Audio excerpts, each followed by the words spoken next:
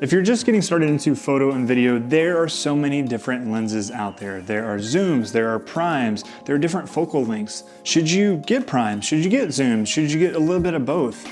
But at the same time, like, that's thousands of dollars.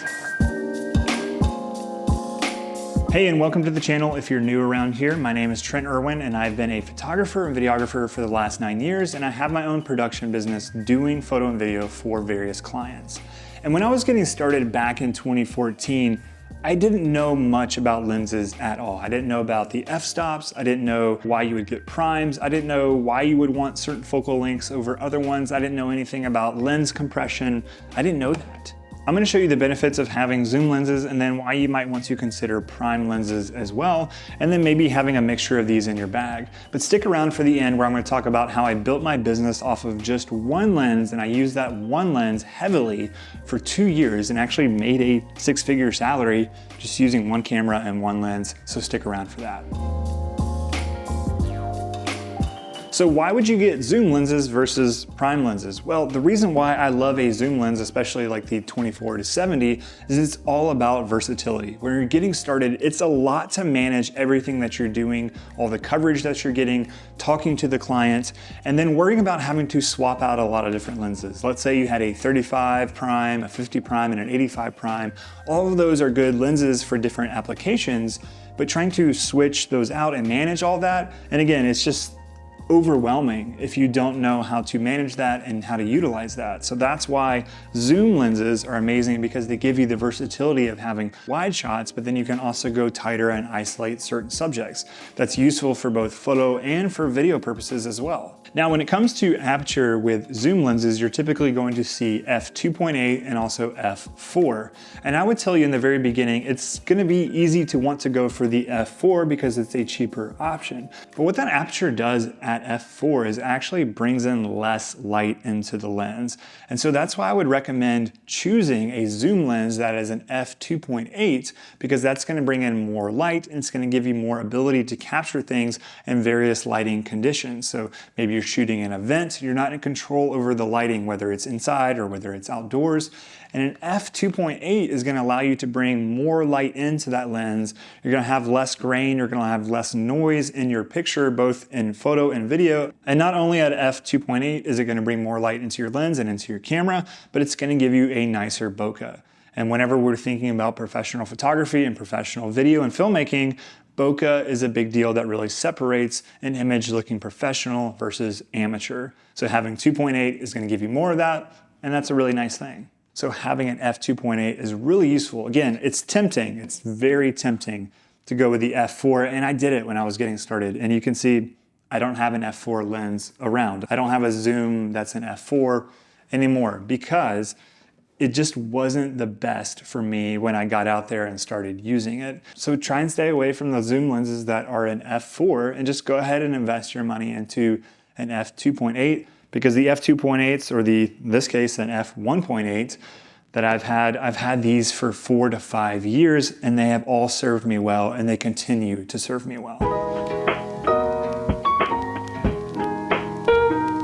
Now, there are 2 prime lenses that I like to keep around with me, 2 focal lengths that I really enjoy. And again, prime lenses are gonna give you an aperture that is even lower than zooms, which means you have the ability to capture more light. Again, this is really useful if you're like a wedding filmmaker or a wedding photographer, especially when you get into those reception scenarios where the light is a lot lower. Now you have an aperture that is a lot faster and can bring more light in. You can keep that image more exposed and not lose a lot to your ISO and having more noise introduced into the image. And so the 2 primes that I like to keep with me are the 50 f1.2, which is really, really low aperture, can bring in a ton of light and stays really sharp even around that 1.2. A 50 mil is also really nice for photos, for portraits. This is probably the king, it's the champ of portrait photography, and in my opinion, and I think in a lot of other people's opinions. So the 50 is a great one to invest in. If you're looking for a prime lens, the 50 is amazing. Now, the other one I have in a focal length that might be one of my favorites is a 35 millimeter, and this is a Sigma 35 f1.4. Again, a very low aperture, a lot lower than an f2.8. It's gonna bring in more light. And I also just love a 35 because of the range, the field of view that it gives you. It's decently wide, but not too wide like a 24. So whenever you go in tight, it's not gonna feel like you're still shooting this really wide image. It's really nice for shooting people. It's really nice for documentary. It's really nice for run and gun filmmaking. I really enjoy a 35 and have rocked a 35 a lot, especially when I had my Canon C200. I use this lens a ton, and it's, yeah, just a phenomenal focal length. So in my opinion, the two primes that I really love having around are the 35 and the 50mm. And if you're wondering what these lenses are at the very end, these were some of my very first lenses back in 2014, 2015. And I just don't use these lenses. These are cheap. This was the cheap Nifty 50 at the time, and a cheaper, what is this? And a cheaper 28mm. Quite honestly, don't know why I got that focal length. Not a great focal length. I don't use these lenses. So these have been sitting on a shelf, literally collecting dust for several years now. So I would really encourage you not to go the cheap route.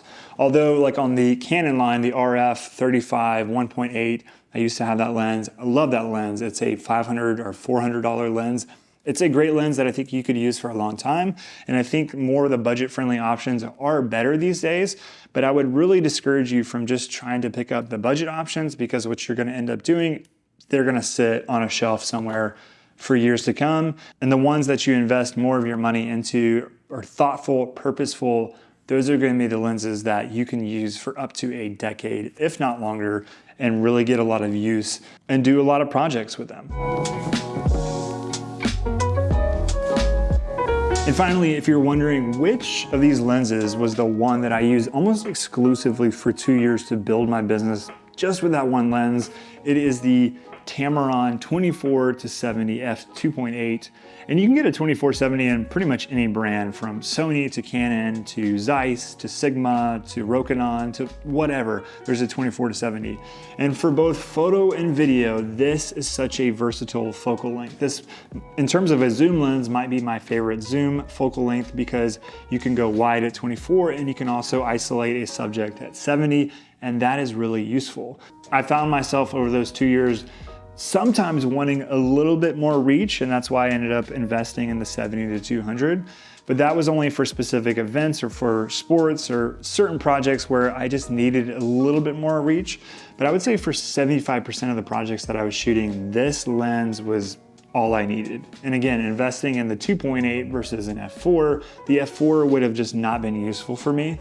And the f2.8 was really, really nice from shooting interviews, to shooting event photography, event video coverage, doing product video, documentary work, you name it. I did almost any kind of project using a 24-70. And so this is the one lens that if you are struggling to determine whether you should get primes or whether you should get zooms and which focal lengths you should get, this is the one that I would really encourage you to try. Rent it first, rent it and see if it works for you. But this is the one that worked for me really, really well for years, and it still works great for me in almost every single project that I do.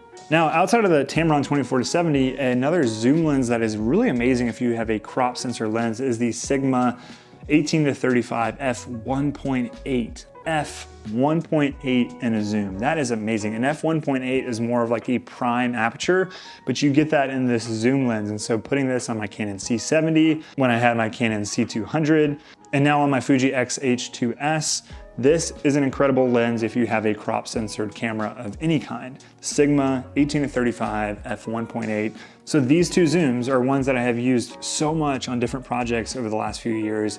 I've loved how they've worked. I've loved how they've handled the images that they've given me, and clients have been happy with my work using these two zooms. So at the end of the day, I would recommend don't go the budget route. Spend the money and invest in lenses that are gonna last you a long time and that you're gonna get really good use and really good images out of. Go ahead, and if you're gonna get zoom lenses, and I would recommend at least getting one zoom lens like the 24-70, go ahead and invest in the f2.8. And then if you're gonna get prime lenses, typically the prime lenses that people go for are the 50, the 35, and then again, also some people go for the 85mm, but those are the primes that a lot of times people are using on their projects. All right, if you've got any questions about lenses, drop those in the comment section below and I will answer as many of those as possible. And if you've enjoyed this content, consider hitting subscribe because it really does help me keep everything going. All right, see you on the next one.